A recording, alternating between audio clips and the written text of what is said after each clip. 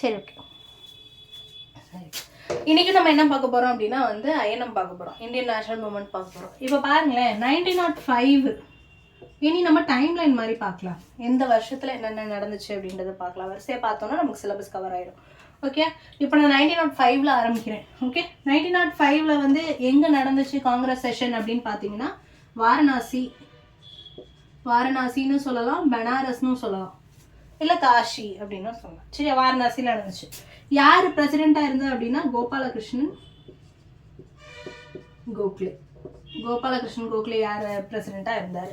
கோபாலகிருஷ்ணன் கோக்லே யாரு அப்படின்னா காந்திஜியோட குருன்னு நம்ம பார்த்தோம். கோபாலகிருஷ்ணன் கோக்லே யாரு அப்படின்னா காந்தி. ஒவ்வொரு தடவை சொல்லும் போதுமே எழுதிட்டே வாங்க, அப்பதான் மைண்ட்ல போய் நிற்கும். ஓகேவா? இப்போ கோபாலகிருஷ்ணன் கோக்லே யாரு அப்படின்னா வந்து காந்திஜியோட குரு தான் யாரு அப்படின்னா கோபாலகிருஷ்ணன் கோக்லே. இப்ப 1905 முக்கியமான விஷயம் என்ன நடந்துச்சுன்னு பார்த்தோம், பார்ட்டிஷன் ஆஃப் பெங்கால்னு பார்த்தோம்.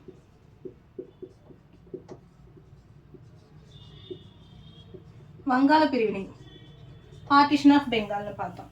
அப்ப பெங்கால் எப்படி இருந்துச்சு அப்படின்னா, பெங்கால் ரெண்டா பிரிஞ்சிருந்தது. எப்படி இருந்துச்சு அப்படின்னா ஈஸ்ட் பாகிஸ்தான், வெஸ்ட் பாகிஸ்தானா இருந்தது. ஓகே, இப்ப வெஸ்ட் பாகிஸ்தானை பொறுத்தவரையும், வெஸ்ட் சைடை பொறுத்தவரையும் எந்த ஏரியானா கல்கத்தா. ஓகே, கல்கட்டாவா இருந்தது. அப்போ இந்த வெஸ்ட்டை பொறுத்தவரை எதுவா இருந்ததுன்னா கல்கட்டா. அப்ப இங்க மேக்ஸிமம் யார் இருந்தது அப்படின்னா வந்து ஹிந்துஸ் இருந்திருக்காங்க.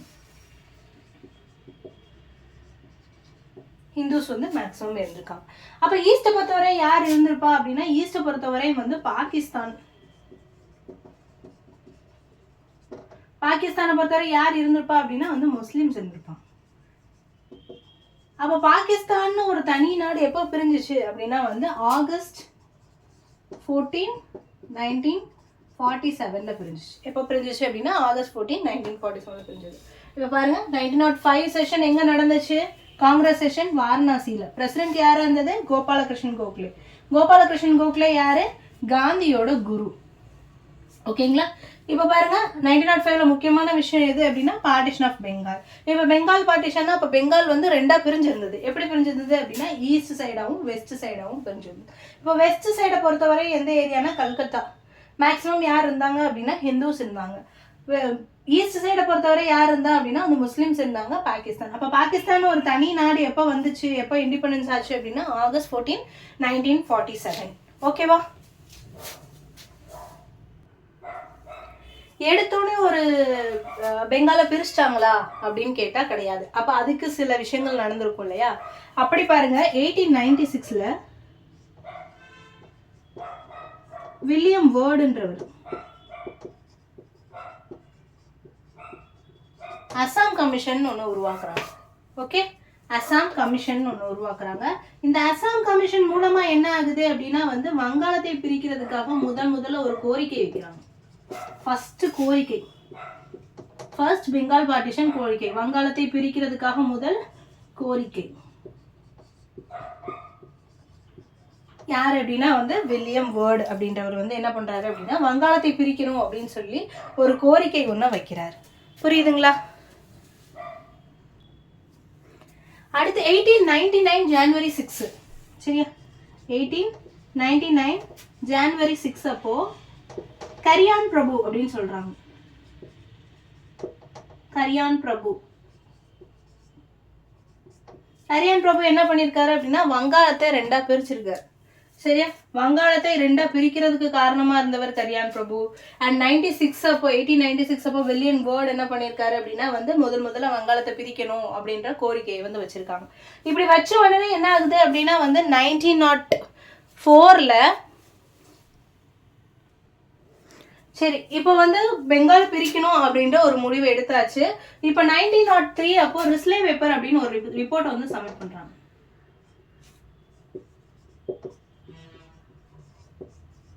ரிஸ்லே பேப்பர் அப்படின்றது வந்து என்ன அப்படின்னா வந்து ரிப்போர்ட். எப்பயுமே ஒரு குழு அமைச்சாங்க அப்படின்னா வந்து அவங்க ரிப்போர்ட் சப்மிட் பண்ணுவாங்க. அதே மாதிரி ரிப்போர்ட் சப்மிட் பண்றாங்க. இது யார் மூலமா சப்மிட் பண்றாங்க அப்படின்னா வந்து பெங்கால் ஹோம் செக்ரட்டரி சப்மிட் பண்றாங்க. பெங்கால் ஹோம் செக்ரட்டரி சப்மிட் பண்ணுறாங்க. ஓகே, இப்போ இடையில பாருங்களேன், 1916 பொறுத்தவரை வில்லியம் வேர்ட் என்ன பண்ணியிருக்காரு, அசாம் கமிஷன் ஒன்று வச்சு ஃபர்ஸ்ட் வந்து பெங்காலை பிரிக்கணும்னு ஒரு கோரிக்கை வச்சிருக்காரு. அப்போ 1909 வந்து ஜனவரி 6 அப்போ வந்து கரியான் பிரபு என்ன பண்ணியிருக்காரு, பெங்காலை பிரித்தவர் அப்படின்னு சொல்லியிருக்காங்க. இப்போ 1903 பொறுத்தவரை வந்து ரிஸ்லே பேப்பர் அப்படின்னு ஒரு ரிப்போர்ட்டை வந்து சப்மிட் பண்ணுறாங்க. யார் அப்படின்னா வந்து பெங்கால் ஹோம் செக்ரட்டரி. எதுக்காக அப்படின்னா வந்து பெங்காலை பிரிக்கணும் அப்படின்றதுக்காக. இப்போ அடுத்து என்ன ஆகுது அப்படின்னா வந்து 1904 பொறுத்தவரை வந்து யூனிவர்சிட்டி ஆக்ட்.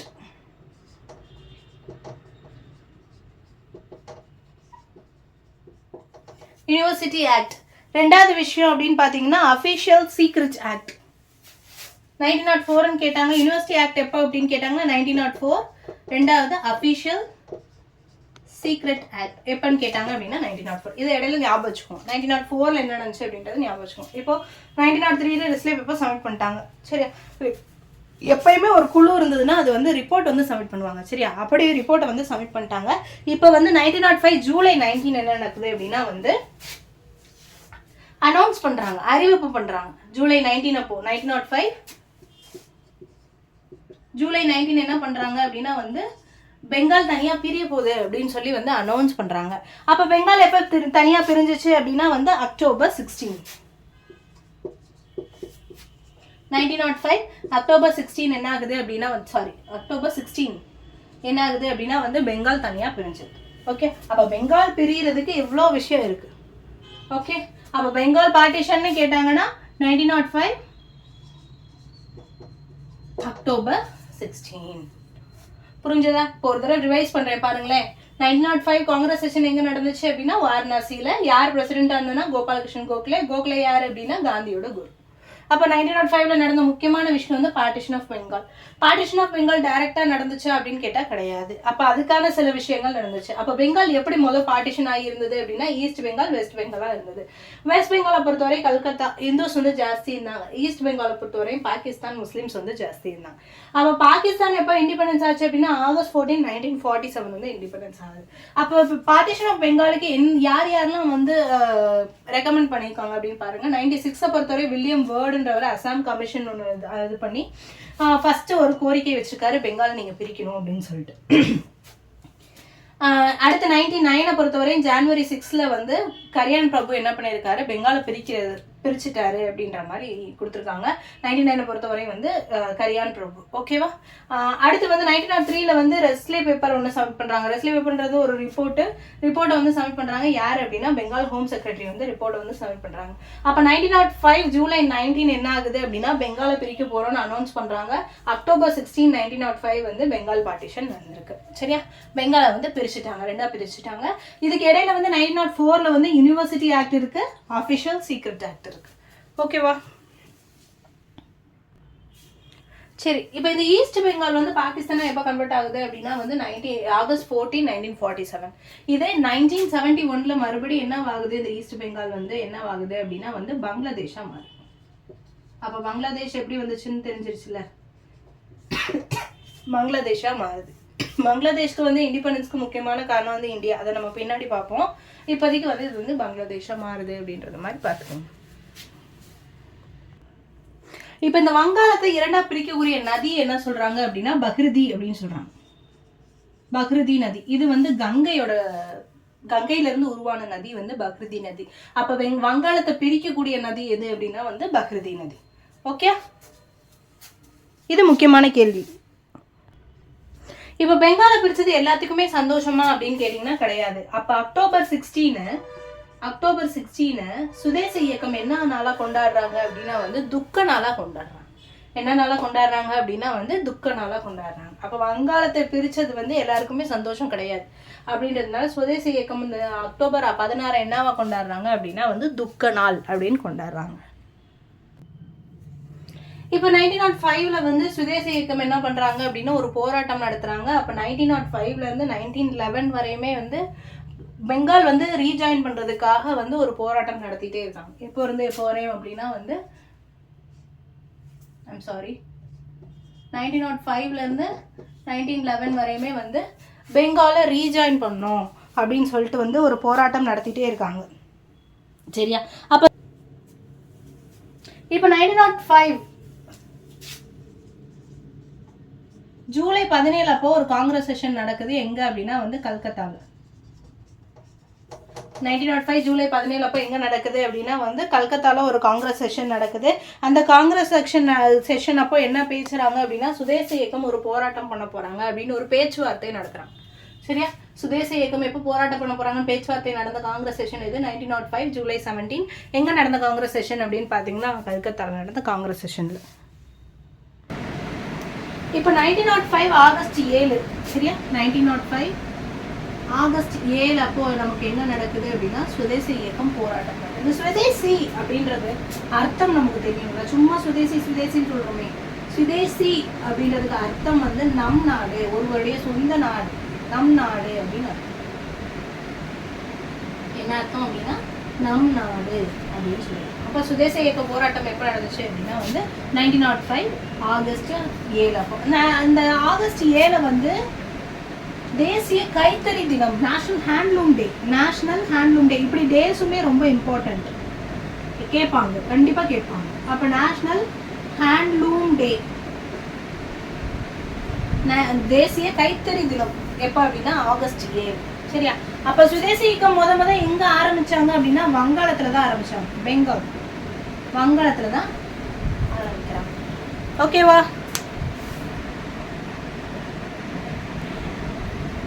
அப்ப பெங்கால்ல ஆரம்பிச்ச சுதேசி இயக்கத்துல யார் யாரெல்லாம் இருந்தா அப்படின்னா பிபின் சந்திரபால்,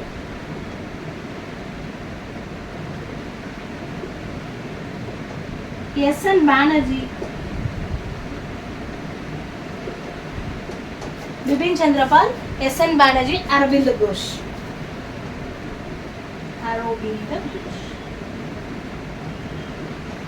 சரியா? யார் யார் இருந்தா அப்படின்னா பெங்காலை பொறுத்தவரையும் பிபின் சந்திரபால், எஸ்.என். பானர்ஜி, அரவிந்த் கோஷ் வந்து இருந்தாங்க. அதே மகாராஷ்டிரால பாருங்க திலகர்.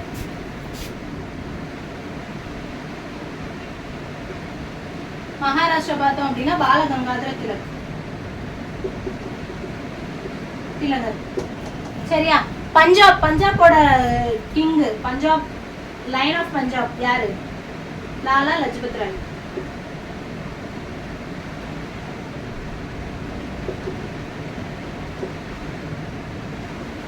லாலா லஜ்பத் ராய். அப்ப பாருங்க 1905 ஆகஸ்ட் 7 பொறுத்தவரை ஆகஸ்ட் 7 என்ன நாள் அனுசரிக்கிறாங்க அப்படின்னா கைத்தறி தினம், நேஷனல் ஹேண்ட்லூம் டே அப்படின்னு சொல்றாங்க. சுதேசி அப்படின்ற வார்த்தைக்கு அர்த்தம் என்ன அப்படின்னா வந்து நம் நாடு அப்படின்னு அர்த்தம். பெங்காலை பொறுத்தவரையும் சுதேசி இயக்கத்துல யார் யார் இருக்காங்கன்னா பிபின் சந்திரபால், எஸ்.என். பானர்ஜி, அரவிந்த் கோஷ் வந்து இருக்காங்க. அப்ப மகாராஷ்டிரா பொறுத்தவரை யார் இருக்கா அப்படின்னு பார்த்தோம்னா திலகர் வந்து இருக்காரு. பஞ்சாபை பொறுத்தவரை யார் இருக்கா அப்படின்னா வந்து லாலா லஜ்பத் ராய் வந்து இருக்காரு. இது வந்து மகாராஷ்டிரா பெங்கால்ல மட்டும் தான் நடந்துச்சான்னு கேட்டா கிடையாது, தமிழ்நாட்டிலே நடந்தது. தமிழ்நாட்டுல எங்க அப்படின்னா திருநெல்வேலி, தூத்துக்குடி, சென்னை. எங்க அப்படின்னா திருநெல்வேலி,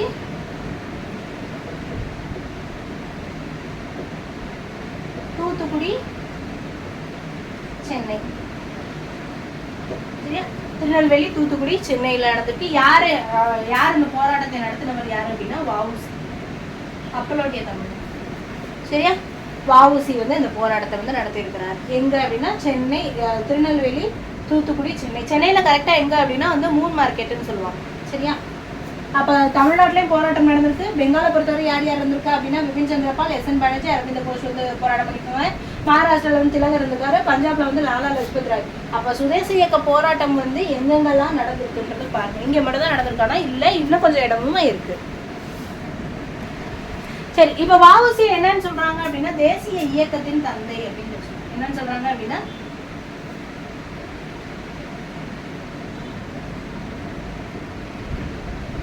தேசிய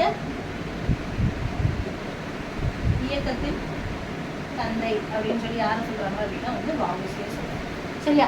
வங்காள பிரிவினையின் போது காங்கிரஸ் செஷன்ல இருந்தது யாரு அப்படின்னா கோபாலகிருஷ்ணன் கோகலே. அப்ப வங்காள பிரிவினையின் போது தந்தை அப்படின்னு கேட்டாங்கன்னா யாரு அப்படின்னா கோபாலகிருஷ்ணன் கோகலே. அப்ப கோபாலகிருஷ்ணன் கோகலே எந்த ஏரியா வந்து போராட்டம் நடத்திருப்பாரு அப்படின்னு பார்த்தா காசி. கோகலே வந்து எங்க அப்படின்னா காசி. ஏன்னா காங்கிரஸ் செஷன் அங்கதானே நடந்துட்டு இருந்துச்சு 1905. அப்ப கோபாலகிருஷ்ணன் கோகலே பொறுத்தவரை எங்க ஏரியால போராட்டம் பண்ணாரு, சுதேசி இயக்க போராட்டம் பண்ணாரு அப்படின்னா வந்து காசி. சரி, போராட்டம் எப்போ இருந்து எப்போ வரையும் நடக்குதுன்னு பார்த்தோம் அப்படின்னா 1905 இருந்து 1911 வரையும் நடக்குது அப்படின்னு பார்த்தோம்ல. இப்போ 1905 1911 வரையும் நடக்குது அப்படின்றது பார்த்தோம். கோகலே பொறுத்தவரை வந்து காஷி 1905. அப்போ 1906 எங்க நடந்திருக்கு போராட்டம் அப்படின்னா கல்கத்தா.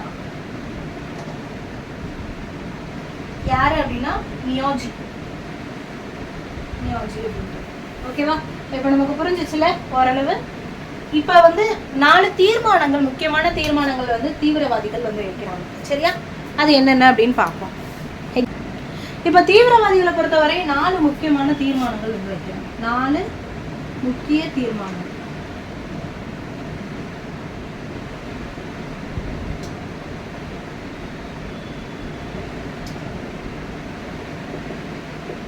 சரியா? என்னென்ன அப்படின்னு பாத்தீங்கன்னா, ஃபர்ஸ்ட் வந்து ஸ்வதேசி, நமக்கான நாடா இருக்கணும். அடுத்து ஸ்வராஜ். சரியா? மூணாவது வந்து national education policy, education commission கவுன்சில்னு சொல்லு, கமிஷன் சொல்லலாமா? Okay, council. நேஷனல், மூணாவது நேஷனல்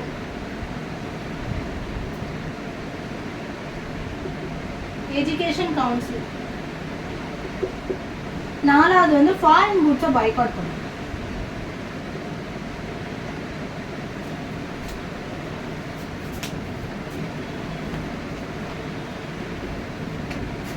பாய்காட்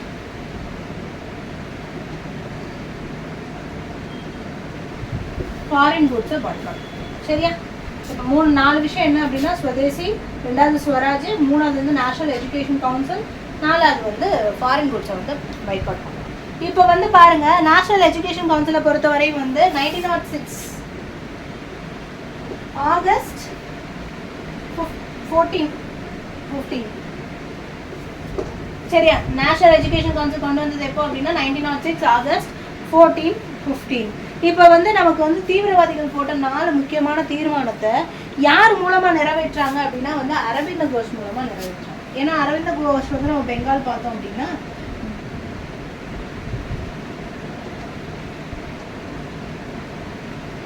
யார் மூலமா நிறைவேற்றாங்க அப்படின்னு பாத்தீங்கன்னா அரவிந்த கோஷ் மூலமா நிறைவேற்றாங்க. அப்ப 4 முக்கியமான தீர்மானங்கள் யார் போட்டது அப்படின்னா தீவிரவாதிகள் போட்டது.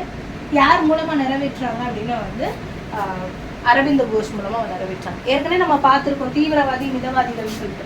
சரியா? Extremist, moderates. சரியா? தீவிரவாதிகளை பொறுத்தவரை யாரு ஹெட்டா இருந்தது அப்படின்னா வந்து பாலகங்காதர திலகர். திலகர்னு மட்டும் எழுது. அதே மாடரேட்ஸை பொறுத்தவரை யார் இருந்தா அப்படின்னா கோகலே இருந்தாங்க. ஏற்கனவே பார்த்தோம், நம்ம காங்கிரஸ் செக்ஷன் பார்க்கும்போதே நம்ம பார்த்துருக்கோம். சரியா? மாடரேட்ஸை பொறுத்தவரை யார் இருந்தது அப்படின்னா கோகலே இருந்தாங்க.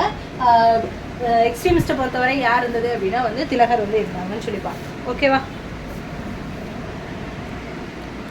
இப்போ நம்ம பார்த்துருக்கோம் ஏற்கனவே 1905 இருந்து 1911 வரையும் போராட்டம்னு சொல்லிட்டு சுதேசி மூமெண்ட் போராட்டம். சரியா? இப்போ இந்த 1911 எப்போ முடிவுக்கு வருது அப்படின்னா வந்து ஜூலை 17 அப்போ வந்து என்ன ஆகுது அப்படின்னா வந்து சுதேச இயக்க போராட்டம் வந்து முடிவுக்கு வருது. சரியா? இப்போ இந்த வங்க பிரிவினை நடந்திருக்கு இல்லையா, அது என்ன பேசிஸ்ல நடந்திருக்கு அப்படின்னா வந்து டிவைட் அண்ட் ரூல் பாலிசி.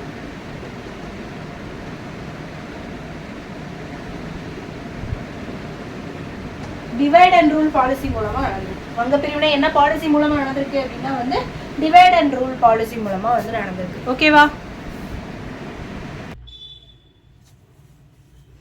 சரி, இப்போ 1906 பொறுத்தவரையும் ஆல் இந்தியா முஸ்லீம் லீக். சரியா?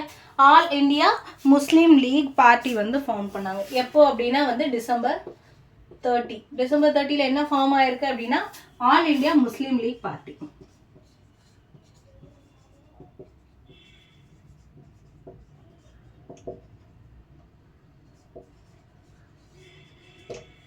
ஆல் இந்தியா முஸ்லீம் லீக் பார்ட்டி. இதோட ஃபவுண்டர் யாரு அப்படின்னா வந்து உங்களுக்கு புக்ல வந்து சலீமுல்லா கான் அப்படின்னு கொடுத்துருக்கோம். என்னன்னு கொடுத்துருப்பாங்க அப்படின்னா சலீமுல்லா கான் அப்படின்னு கொடுப்போம். அப்போ 1906 டிசம்பர் 30 பொறுத்தவரை ஆல் இந்தியா முஸ்லீம் லீக் யார் ஃபவுண்டர் அப்படின்னு பார்த்தீங்கன்னா வந்து சலீமுல்லா கான். ஓகேவா? சரி, இப்போ இந்த ஆல் இந்தியா முஸ்லீம் லீக் எங்க ஸ்டார்ட் ஆச்சு அப்படின்னு பார்த்தீங்கன்னா டாக்கா. எங்கே ஸ்டார்ட் ஆச்சு அப்படின்னா வந்து டாக்கா. ஆக்சுவலாக வந்து 1906 அக்டோபர் 1 என்ன ஆயிருக்கும் அப்படின்னா வந்து சிம்லா மாநாடு நடந்திருக்கும். சிம்லா மாநாட்டில் என்ன பண்ணியிருப்பாங்க அப்படின்னா வந்து உங்களுக்கு வந்து முஸ்லீம்க்கு தனியாக கட்சி ஆரம்பிக்கணும் அப்படின்னு சொல்லியிருப்பாங்க. அதனால வந்து முஸ்லீம்ஸ்க்கு தனியாக கட்சி வந்து ஆரம்பிச்சிருப்பாங்க. ஓகே, அப்போ அது சொன்ன மாநாடு என்ன மாநாடு அப்படின்னு பார்த்தீங்கன்னா சிம்லா மாநாடு, அக்டோபர் 1, 1906. சரியா? அதே வந்து 1906 டிசம்பர் 30 வந்து முஸ்லிம்ஸ் கல்வி மாநாடு. இதையும் சேர்த்து எழுதிக்கோங்க.